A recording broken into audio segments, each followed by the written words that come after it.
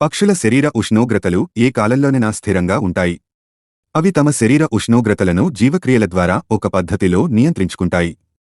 వేసవి కాలంలో పరిసరాల ఉష్ణోగ్రత ఎక్కువైనప్పుడు వాటికుండే ఈకలను శరీరానికి అతి దగ్గరగా సమతలంలో ఉండేటట్లు తెచ్చుకుంటాయి.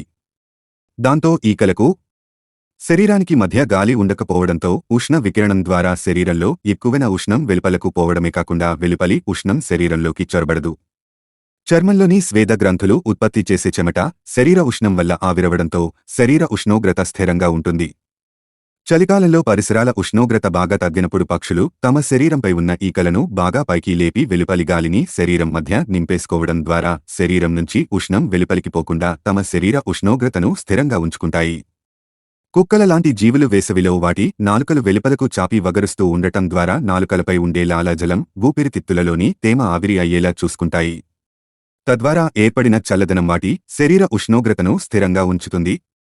చలికాలంలో ఈ జంతువుల శరీరంలోని ఉష్ణం వాటి శరీరానికి దగ్గరగా ఉండే గాలిని వేడి చేయడంతో అలా ఏర్పడిన వేడి గాలిపోర వాటి శరీర ఉష్ణోగ్రత తగ్గిపోకుండా ఒక నిరోధకం లాగా పనిచేస్తుంది. ఆ విధంగా చలికాలంలో కూడా వాటి శరీర ఉష్ణోగ్రతలు స్థిరంగా ఉంటాయి. హాయ్ ఫ్రెండ్స్, ఇలాంటి వీడియోస్ మరిన్ని ఫ్రీగా చూడడానికి ఛానల్ని సబ్స్క్రైబ్ చేసుకోండి. అలాగే పక్కన ఉన్న గంట సింబల్ని నొక్కి పెట్టుకోండి. ఏదైనా వీడియో అప్లోడ్ చేయగానే మీకు నోటిఫికేషన్ అనేది వస్తుంది.